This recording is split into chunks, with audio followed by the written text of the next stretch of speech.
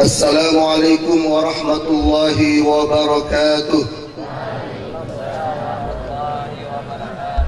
Allahu Akbar, Allahu Akbar, Allahu Akbar, Allahu Akbar, Allahu Akbar, Allahu Akbar, Allahu Akbar, Allahu Akbar, Allahu Akbar. La ilaha illallah, Allahu Akbar, Allahu Akbar walillahil hamd. Alhamdulillahi rabbil alamin. Nahmaduhu wa nasta'inuhu wa nastaghfiruhu wa natubu ilayh. Wa na'udzu billahi min shururi anfusina wa sayyiati a'malina. من يهدي الله فلا مضل له ومن يضلله فلا هادي له أشهد أن لا إله إلا الله وحده لا شريك له وأشهد أن محمدا عبده ورسوله لا نبي بعده اللهم صل وسلم على حبيبنا وشفيعنا ومولانا وقرة أعيننا محمد صلى الله عليه وسلم وعلى آله وأصحابه ومن والاه أما بعد فيا عباد الله أوصيكم ونفسي بتقوى الله وطاعته لعلكم تفلحون.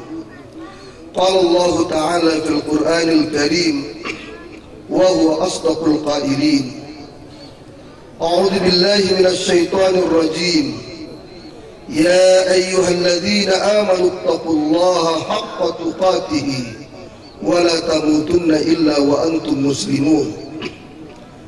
ويا أيها الذين آمنوا اتقوا الله وقولوا قولا سديدا يصلح لكم أعمالكم ويغفر لكم ذنوبكم ومن يطع الله ورسوله faqad faza fawzan azima. Kaum muslimin muslimat, saudara-saudaraku yang dicintai Allah Subhanahu wa taala. Hari ini kita kembali menjadi saksi betapa luas kasih sayang Allah Subhanahu wa taala kepada kita. Pagi hari ini kita kembali merasakan betapa besar rahmat dan ampunan Allah kepada kita semua. Dosa demi dosa kita kerjakan nyaris sepanjang hari. Perintah demi perintahnya hampir kita abaikan setiap saat. Tapi mari lihatlah, Allah Azza wa Jalla Maha Pengasih itu tidak pernah bosan memberikan kesempatan kepada kita untuk bertaubat dan kembali kepadanya. Allah Azza wa Jalla yang Maha Penyayang tidak pernah menutup pintunya untuk memberikan ampunannya yang sangat luas kepada kita. Sungguh banyak dan pasti tak terhitung nikmat dan rahmatnya yang diberikan kepada kita. Sehingga Allah Subhanahu wa taala menegaskan, wa in ta'uddu ni'matallahi la tuhsuha. Andai kata kalian menghitung-hitung nikmat Allah, la tuhsuha, niscaya kalian tidak akan dapat menghitungnya. Oleh karena itu dalam kesempatan dan hari yang mulia ini, marilah kita memuji Allah dan mengagungkannya atas anugerah melimpah yang diberikan kepada kita. Mudah-mudahan kita termasuk hambanya yang pandai bersyukur. Sebagaimana Allah menegaskan, la in syakartum la azidannakum wa la in kafartum inna azabi lasyadid. Allahu Akbar, Allahu Akbar, Allahu Akbar walillahil hamd. Bersyukur dengan meningkatkan ketakwaan dan ketaatan kepada Allah Subhanahu wa taala sangatlah penting. Karena Idul Adha juga Idul Fitri pada hakikatnya adalah rangkaian ketaatan-ketaatan kepada Sang Khalik sebelum sampai pada puncak hari raya seperti pagi hari ini. Bila dalam Idul Fitri, ketaatan-ketaatan itu dimulai dengan puasa sebulan penuh di siang hari dan qiyamul lail di malam hari yang disambung dengan mengeluarkan zakat fitrah, maka dalam Idul Adha ketaatan itu dimulai dengan memperbanyak amal soleh di 10 hari pada bulan Dzulhijjah yang ditutup dengan perayaan hari ini. Demikian Allah Azza wa Jalla menjanjikan kepada kita pahala yang luar biasa melalui lisan Rasulullah sallallahu alaihi wasallam sebagaimana disebutkan dalam kitab Sunan Abi Daud, Sunan Tirmidzi dan Sunan Ibnu Majah. Qala Rasulullah sallallahu alaihi wasallam, "Ma min ayyamin a'zamu indallah wa la ahabbu ilaihi al-'amalu as-salihu fihinna min hadhihi al-ayyam al-'ashr." Tidak ada hari yang lebih agung dan lebih dicintai di sisi Allah melebihi beramal saleh pada 10 hari ini. Tidak ada hari sepanjang tahun yang dicintai Allah Subhanahu wa ta'ala untuk beramal saleh melebihi 10 hari ini. Dan puncak 10 hari itu adalah hari ini. Banyak manusia berdoa kepada Allah agar bisa hidup sampai pagi hari ini. Mereka berdoa pagi, siang dan petang. Allahumma tawwil a'marana, ya Allah panjangkanlah umur kami agar kami bisa beramal pada tanggal 10 Dzulhijjah hari ini. Tapi ada yang lebih cepat menghadap Tuhannya dibanding doanya itu. Ternyata ajal mereka sudah sampai. Takdir yang ditetapkan Allah sudah tiba. Malaikat Israel datang mencabut nyawa. Saat ini masih terbayang wajah mereka. Kita masih ingat bagaimana mereka berbicara dengan kita, bercanda, tersenyum dan menasihati kita. Saat ini, tatkala kita kembali dari tempat ini, mereka sudah tidak kita jumpai. Bahkan ada di antara mereka yang sebagian tidak bisa merasakan kebahagiaan seperti yang kita rasakan hari ini karena berbagai udzur, berbagai ujian dan berbagai kondisi yang tidak memungkinkan. Maka saudara-saudaraku semua, wajiblah kita memuji Allah atas semua karunia ini, karena Rasulullah sallallahu alaihi wasallam mengajarkan kepada kita, afdalul dzikri la ilaha illallah wa afdalud du'ai alhamdulillah. Semulia-mulianya zikir adalah mengucap la ilaha illallah, dan semulia-mulianya doa adalah mengucap alhamdulillah. Maka bagi mereka yang sombong karena hartanya, karena jabatannya, karena kehebatannya, lalu dia enggan memuji Tuhannya, sungguh dia tidak akan pernah mencium bau surga, apalagi memasukinya. La yadkhulul jannata man kana fi qalbihi misqala habatin min khardalin min kibr. Tidak akan pernah masuk surga siapa yang di dalam hatinya ada kesombongan, walau seberat biji sawi sekalipun. Oleh karena itulah saudara-saudaraku, di saat kita sedang menikmati kebahagiaan ini, janganlah kita lupa untuk mendoakan sanak famili, teman dan saudara kita yang saat ini mungkin masih terbaring lunglai di atas pembaringan, berjuang melawan penyakit yang ditimpakan kepadanya. Semoga Allah Subhanahu wa ta'ala segera meringankan penderitaan itu dan sembuh seperti sedia kala. Di saat kita saat ini sedang menikmati keberkahan ini, janganlah kita lupa mendoakan mereka yang masih bergelimang dengan dosa. Hati mereka masih tertutup, tak juga bersuai dengan hidayah. Semoga Allah Subhanahu wa ta'ala menurunkan taufik dan petunjuknya sehingga mereka kembali ke jalan Islam, yang radiyatan mardiyah. Di saat kita sedang menikmati kegembiraan ini, janganlah kita lupa untuk mendoakan saudara-saudara kita yang sedang berjuang dengan jiwa dan raganya melawan kebiadaban musuh-musuh Islam, seperti yang kita saksikan saat ini di Chechnya, di Palestina, Syria, Irak, Bosnia, Filipina, Myanmar, Afghanistan, dan belahan bumi lainnya. Hari ini mereka bukan sedang menyembelih kambing, sapi, kerbau, atau unta, tapi justru mereka lah yang diperlakukan seperti itu.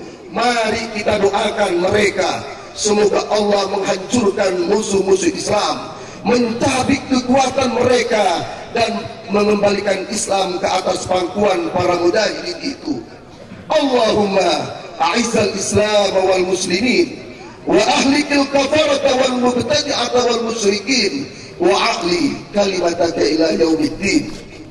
Saudara-saudaraku, di saat kita sedang menikmati kebahagiaan ini, janganlah kita lupa untuk mendoakan sanak famili, kaum kerabat, teman dan handai taulan yang saat ini mungkin sudah wafat dan berada di alam kubur untuk memperjuangkan amal perbuatannya selama di dunia ini. Kita sampaikan kepada mereka semua, Allahumma fir lahum warhamhum wa'afihim wa'fu anhum wa akrim nusulahum wa wasi' madkhalahum waghsilhum bil ma'i was salji wal barq wa naqqihim minal khataaya kama yunaqqa as-sawbul abyad min ad-danas. Jamaah Idul Adha rahimakumullah, ramai manusia berkumpul di atas muka bumi pada pagi hari ini. Lalu siapa di antara mereka yang paling mulia di sisi Allah Subhanahu wa ta'ala? Apakah mereka yang punya jabatan? Allah tidak butuh itu, karena Allah akan bertanya, sudah adilkah mereka dengan jabatannya itu? Atau apakah mereka yang punya harta melimpah? Harta tidak dibawa mati. Allah akan bertanya dari mana mereka mendapatkannya dan kemana dibelanjakan. Atau apakah mereka yang mempunyai banyak anak? Tidak. Allah Subhanahu wa ta'ala justru akan bertanya, apakah mereka telah mendidiknya sehingga menjadi generasi yang soleh dan solihah, yang menempel di dalam hatinya spirit Ismail baru abad ini, yang mulia di sisi Allah, sebagaimana Allah tegaskan, inna akramakum indallahi atqakum. Hari raya Idul Adha adalah kisah tentang keluarga bertakwa dan mulia itu yang diabadikan oleh Allah Azza wa Jalla untuk peradaban manusia. Itulah kisah keluarga Ibrahim alaihissalam. Qad kanat lakum uswatun hasanatun fi Ibrahim walladzina ma'ahu. Sungguh telah ada untuk kalian teladan yang baik dalam diri Ibrahim dan orang-orang bersamanya. Allah Subhanahu wa ta'ala mengabadikan dedikasi Ibrahim alaihissalam yang hidup sekitar tahun 1686 sebelum Masehi sebagai orang yang hanifan musliman, orang yang lurus dan berserah diri. Dialah orang pertama yang dengan gagah berani menghancurkan patung-patung lambang kemusyrikan seraya meneriakkan la ilaha illallah, tiada Tuhan selain Allah. Kisah ini dimulai pada suatu hari tatkala Nabi Ibrahim alaihissalam menyembelih kurban fisabilillah berupa 1000 ekor domba, 300 ekor sapi, dan 100 ekor unta. Orang-orang saat itu pada takjub, bahkan para malaikat pun terkagum-kagum atas kurbannya itu. Kurban sejumlah itu bagiku belum apa-apa. Demi Allah, seandainya aku memiliki anak lelaki, pasti akan aku sembelih karena Allah dan aku kurbankan kepadanya, kata Nabi Ibrahim alaihissalam sebagai ungkapan tekad, karena Siti Sarah belum juga mengandung saat itu. Lalu Nabi Ibrahim alaihissalam berhijrah meninggalkan Mesir bersama istrinya Sarah dan dayangnya Hajar ke Palestina bersama semua ternak dan harta miliknya yang diperolehnya dari hasil usaha perdagangan di Mesir. Al-Bukhari meriwayatkan dari Ibnu Abbas radhiyallahu anhu berkata, pertama-tama yang menggunakan stagen adalah Siti Hajar ibu Nabi Ismail, yang bertujuan untuk menyembunyikan kandungannya dari Siti Sarah yang telah lama menikah dengan Nabi Ibrahim tetapi belum juga mengandung. Tapi pada akhirnya terbukalah rahasia yang disembunyikan itu dengan lahirnya seorang anak yang bernama Ismail. Sebagai istri, Siti Sarah merasa dikalahkan oleh Siti Hajar, dayang yang dinikahi Nabi Ibrahim alaihissalam, yang saat itu telah berusia 99 tahun. Hati Siti Sarah tidak kuat melihat suaminya lebih dekat kepada Siti Hajar, sehingga ia meminta suaminya itu agar Siti Hajar dienyahkan dari hadapannya dan pindah ke tempat yang sangat jauh. Allah Azza wa Jalla menurunkan wahyu kepada Nabi Ibrahim alaihissalam supaya keinginan istrinya tersebut dipenuhi. Berangkatlah Nabi Ibrahim alaihissalam bersama Siti Hajar dan anaknya yang masih kecil Ismail dengan menaiki unta ke tempat nan jauh yang belum diketahui tujuannya. Ia hanya berserah diri kepada Allah, Tuhan yang ia yakini akan menuntunnya kemana arah langkahnya. Unta yang ditunggangi 3 hamba Allah itu terus berjalan sampai akhirnya keluar kota, memasuki lautan pasir dan padang yang sangat terbuka. Terik matahari begitu pedih menyengat tubuh, dihiasi angin kencang dengan debu pasir yang berterbangan. Setelah berbulan-bulan melalui perjalanan panjang melelahkan, berurai keringat dan air mata, akhirnya mereka tiba di suatu tempat yang disebut Mekah. Di tempat itulah ia meninggalkan Siti Hajar bersama Ismail putranya dengan hanya berbekal serantang makanan dan minuman. Siti Hajar cemas dan sedih ketika Nabi Ibrahim akan meninggalkannya seorang diri bersama anaknya yang masih kecil di tempat yang begitu sunyi senyap, gelap gulita, tak ada tumbuhan, tidak ada air mengalir, hanya batu dan pasir kering yang ada di sekitarnya. Siti Hajar merintih dan menangis. Ia memegang kuat-kuat baju Nabi Ibrahim alaihissalam sambil memohon belas kasihnya, meminta agar ia tidak ditinggalkan seorang diri di tempat yang begitu hampa. Sementara itu ia masih harus bertanggung jawab mengasuh anak kecil yang masih menyusu kepadanya. Mendengar keluh kesah Siti Hajar, Nabi Ibrahim alaihissalam tidak tega meninggalkannya sendiri bersama putra yang ia sayangi. Namun ia sadar bahwa apa yang dilakukannya merupakan perintah Allah Subhanahu wa ta'ala. Dengan suara lirih ia berkata kepada Siti Hajar, bertakwalah engkau Hajar kepada Allah yang telah menentukan kehendaknya. Percayalah kepada kuasa dan rahmatnya. Dialah yang akan memerintah dan membawa kamu ke sini, dan dialah yang akan melindungi dan menyertai kamu di tempat yang sunyi ini. Allah yang maha kuasa tidak akan pernah menelantarkan kamu berdua tanpa perlindungannya, tanpa rahmat dan barokahnya. Tetapi rahmat dan barakah itu akan turun kepadamu selamanya. Mendengar untayan kata dari Nabi Ibrahim itu, Siti Hajar segera melepaskan genggamannya dan menggenggaman dari baju Nabi Ibrahim alaihissalam dan melepaskan beliau menunggang untanya kembali ke Palestina dengan iringan cucuran air mata yang jatuh membasahi tubuh Ismail yang masih menyusu saat itu. Sementara itu hadirin rahimakumullah, Nabi Ibrahim tidak dapat menahan air mata ketika ia turun dari dataran tinggi Mekah menuju Palestina, tempat di mana istri pertamanya Siti Sarah dan putra keduanya Ishak alaihissalam sedang menunggu. Selama dalam perjalanan, Nabi Ibrahim tidak henti-hentinya memohon perlindungan, rahmat, barokah dan rizki bagi putra dan Siti Hajar yang ditinggalkannya di Mekah yang masih sepi dan asing itu. Doa Nabi Ibrahim diabadikan Allah Subhanahu wa taala di dalam Al-Qur'an. Rabbana inni askantu min dzurriyyati biwadin ghairi dzi zar'in inda baitikal muharram. Rabbana liyuqimus shalah faj'al afidatan minan nasi tahwi ilaihim warzuqhum minas samarat la'allahum yashkurun. Sejak Nabi Ibrahim pergi, tinggallah Siti Hajar dan Ismail di tempat yang sunyi dan jauh, serta harus menerima takdir ilahi dengan penuh kesabaran dan keyakinan penuh bahwa Allah akan melindunginya. Sementara bekal makanan yang dibawa dalam perjalanan akhirnya habis setelah dimakan beberapa hari.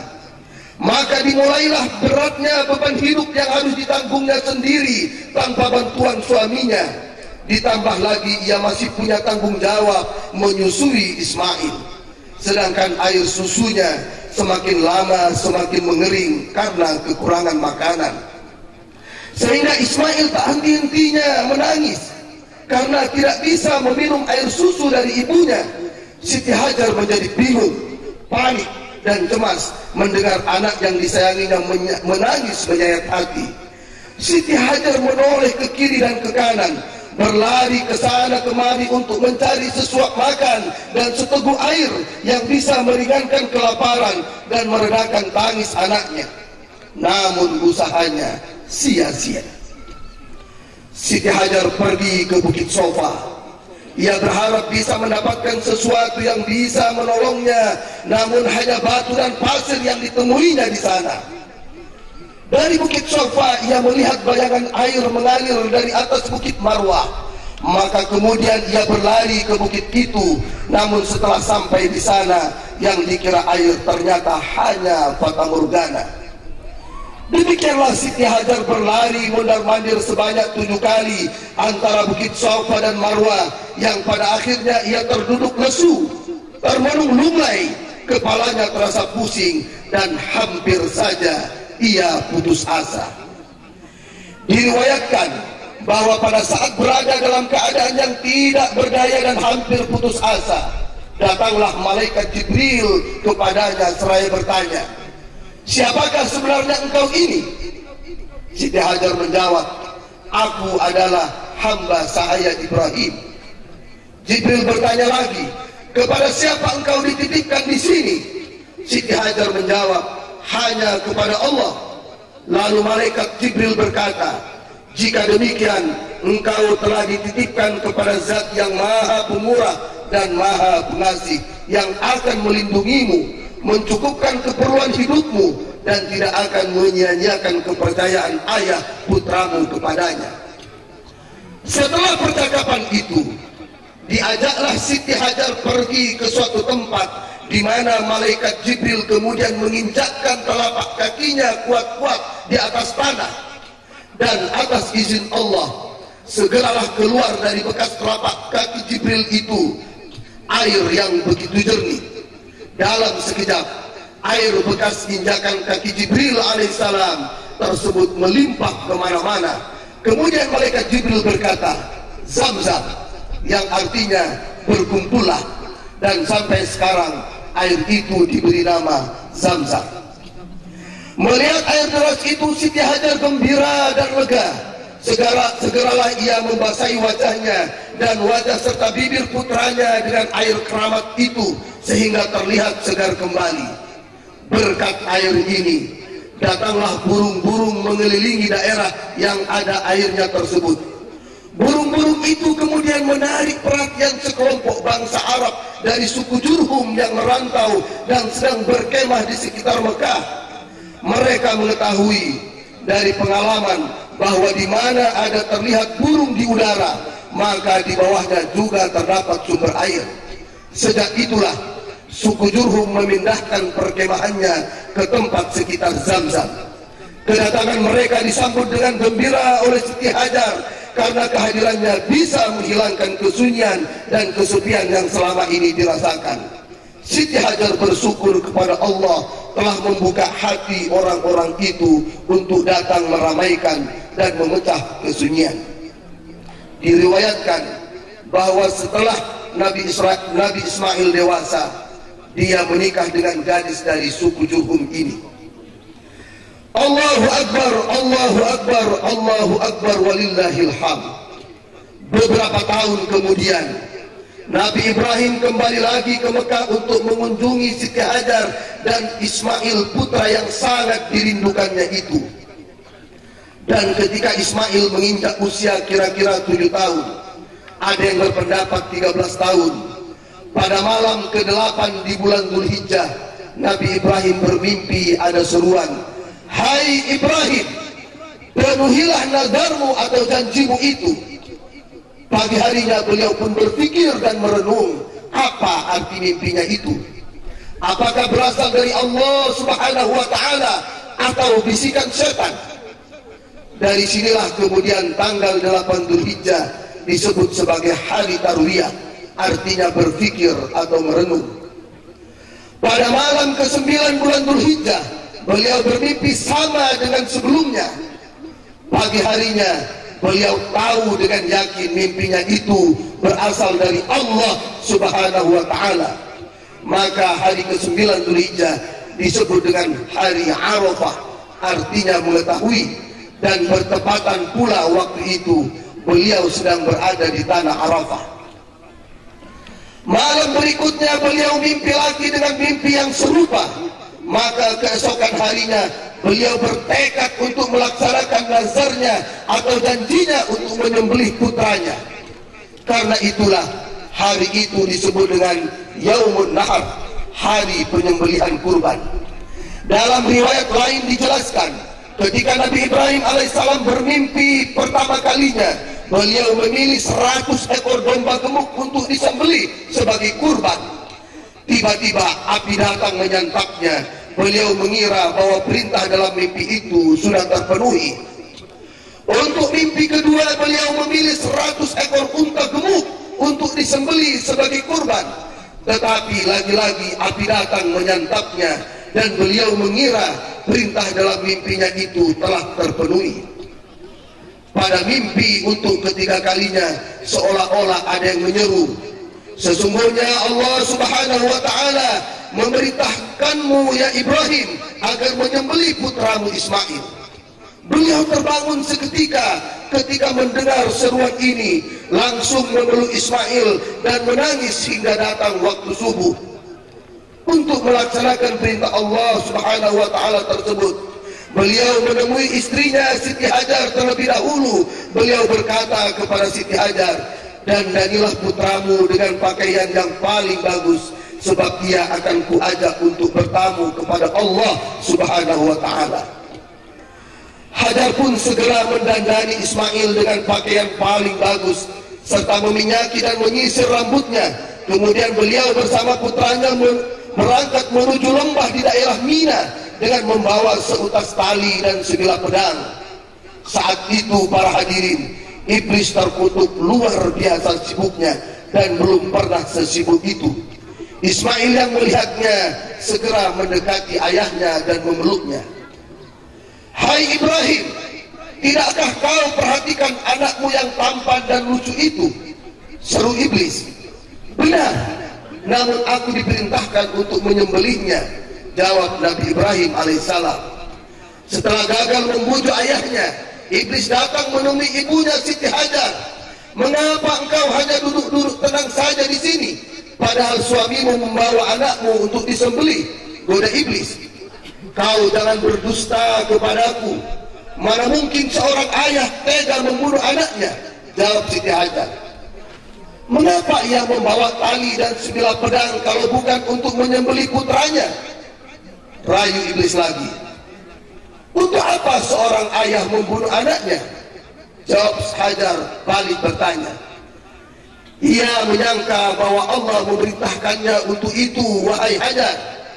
Maka kemudian Siti Hajar menjawab, "Seorang nabi tidak akan ditugasi berbuat kebatilan. Seandainya itu benar, nyawaku sendiri siap dikorbankan demi tugas mulia itu. Hanya nyawa anakku itu belum berarti apa-apa. Iblis gagal untuk kedua kalinya, namun ia tetap terus berusaha untuk menggagalkan upaya penyembelihan Ismail. Maka ia menghampiri Ismail seraya membujuknya. Hai Ismail, mengapa engkau hanya bermain dan bersenang-senang di sini, padahal ayahmu mengajakmu ke tempat ini untuk menyembelihmu? Kau dusta. Kenapa ayah harus menyembelih diriku? Jawab Ismail. Ayahmu menyangka bahwa Allah memerintahkannya untuk itu.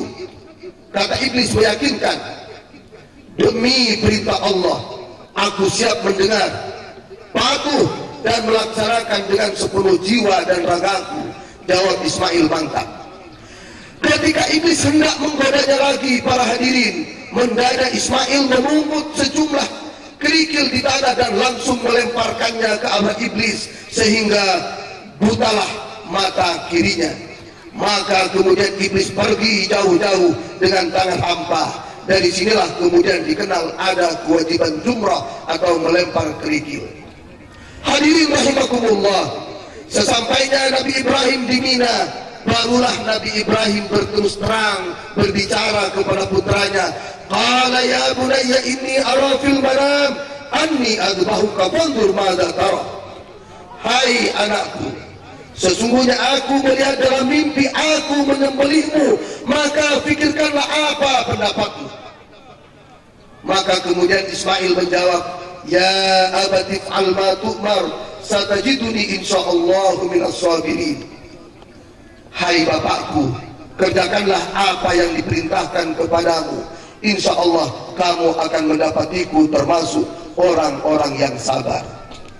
Hadirin rahimakumullah, menurut satu riwayat bahwa Ismail diganti dengan seekor domba kibas yang dulu pernah dikorbankan oleh Habil, dan selama itu domba itu masih hidup di surga. Malaikat Jibril datang membawa domba kibas itu, dan ia masih sempat melihat Nabi Ibrahim alaihissalam menggoreskan pedangnya ke leher putranya. Dan pada saat itu juga semesta alam beserta seluruh isinya bertakbir, Allahu Akbar, mengagungkan kebesaran Allah Subhanahu wa ta'ala atas kesabaran kedua umatnya dalam menjalankan perintahnya. Melihat itu, malaikat Jibril terkagum-kagum atas kesabaran Ibrahim alaihissalam, lantas mengagungkan asma Allah. Allahu Akbar, Allahu Akbar, Allahu Akbar. Nabi Ibrahim alaihissalam menyahut, la ilaha illallah wallahu akbar. Kemudian Ismail mengikutinya, Allahu Akbar walillahil hamd. Allahu Akbar, Allahu Akbar, Allahu Akbar walillahil hamd. Demikianlah perjalanan sejarah itu menjadi ibrah bagi kita, bahwa mereka yang taat dan sabar akan selalu bersama Tuhan semesta alam. Innallaha ma'as sabirin. Sesungguhnya Allah bersama orang-orang yang sabar. Keluarga Ibrahim alaihissalam pada akhirnya menjadi teladan bagi manusia, sehingga Allah Subhanahu wa ta'ala mencatat ada beberapa keluarga yang mengikuti keteladanan keluarga Ibrahim alaihissalam.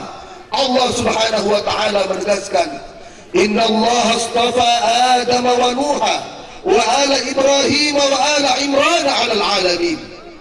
Keluarga Imran adalah keluarga biasa, akan tetapi keluarga Imran adalah keluarga yang taat dan mentauhidkan Allah. Oleh karena itu, ia mendapat pujian dari Allah Subhanahu wa ta'ala, dan namanya diabadikan di dalam Al-Quran. Dalam sejarah kehidupan para sahabat, ada di antara manusia yang juga memberi keteladanan kepada kita tentang bagaimana berkorban karena Allah, berkorban untuk taat kepadanya. Adalah Suhaib yang berniat untuk hijrah ke Madinah, tetapi ia dihalang-halangi oleh kaum Quraisy. Suhaib berkata kepada mereka, wahai kaum Quraisy, aku adalah pemanah yang ulung, yang tidak pernah meleset panahku dari sasaran. Kalau aku mau, akan aku panah kalian satu persatu sehingga menemui ajalnya di sini, atau biarkan aku pergi ke Madinah dan aku tinggalkan semua hartaku di sini untuk kalian agar aku bisa berjumpa dengan kekasihku yang sangat aku rindukan, dialah Muhammad Rasulullah sallallahu alaihi wasallam. Peristiwa inilah yang kemudian menyebabkan turun ayat wa minan nasi may yasri nafsahu ibtigha'a mardatillah wallahu ra'ufun bil ibad. Dan dari sebagian manusia ada yang menjual dirinya untuk mendapatkan ridha Allah, dan Allah Maha Pengampun dan terhadap hamba-hambanya. Hadirin rahimakumullah, dari atas mimbar yang sangat mulia ini saya memohon maaf atas segala kesalahan dan kekhilafan. Mudah-mudahan Allah Subhanahu wa taala menerima amal ibadah kita. Barakallahu li wa lakum fil Qur'anil azim wa nafa'ani wa iyyakum bima fihi minal ayati wa dzikril hakim. Innahu jawadun karim wa innahu huwat tawwabur rahim.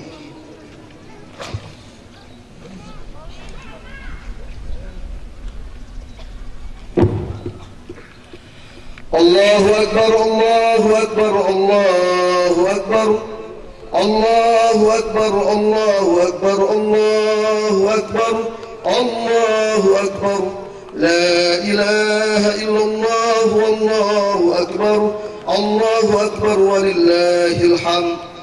Alhamdulillah hamdan tamhu bihil khataya wal dhunub wa tasfu bihil nufus wa tatma'innu bihil qulub. أشهد أن لا إله إلا الله وحده لا شريك له وهو علام الغيوب، وأشهد أن سيدنا محمدا عبده ورسوله وخليله المحبوب، صلى الله على سيدنا محمد خاتم النبيين لهم بإحسان إلى يوم الدين. أما بعد، فيا أيها الناس اتقوا الله واعلموا أن الجنة أعدت لمن اتقى الله فهي مصيره ومثواه. واعلموا أن الله أمركم بأمر بدأ فيه بنفسه وثنى بملائكة قدسه، فقال تعالى ولم يزل قائلا عليما إن الله وملائكته يصلون على النبي يا أيها الذين آمنوا صلوا عليه وسلموا تسليما. آمين يا الله يا رب العالمين. اللهم صل وسلم على حبيبنا وشفيعنا ومولانا وقرة أعيننا محمد وعلى آله وصحابته أجمعين. اللهم اغفر للمسلمين والمسلمات والمؤمنين والمؤمنات الأحياء منهم والأموات إنك سميع قريب مجيب الدعوات يا قاضي الحاجات برحمتك يا أرحم الراحمين. اللهم انصر عبدك المتمسك بالله الصمد المتوالي الأمور في هذا البلاد، واحفظه اللهم والمسلمين من شرور الأعداء والحاسدين ومن كيد المبتدعة والملحدين. اللهم إنا نحمدك ونشكرك ونثني عليك الخير كله فإنك أنت أهل المجد والثناء. اللهم اجعل جمعنا هذا جمعا مباركا مرحوما وتفرقنا من بعده تفرقا معصوما. ربنا ظلمنا أنفسنا ظلما كثيرا وإنه لا يغفر الذنوب إلا أنت فاغفر لنا مغفرة من عندك وارحمنا إنك أنت الغفور الرحيم. ربنا لا تزغ قلوبنا بعد إذ هديتنا وهب لنا من لدنك رحمة إنك أنت الوهاب. ربنا آتنا في الدنيا حسنة وفي الآخرة حسنة وقنا عذاب النار. سبحان ربك رب العزة عما يصفون وسلام على المرسلين والحمد لله رب العالمين. وصلى الله وسلم على نبينا محمد وعلى آله وصحبه أجمعين والحمد لله رب العالمين. الله أكبر، الله أكبر، الله أكبر ولله الحمد.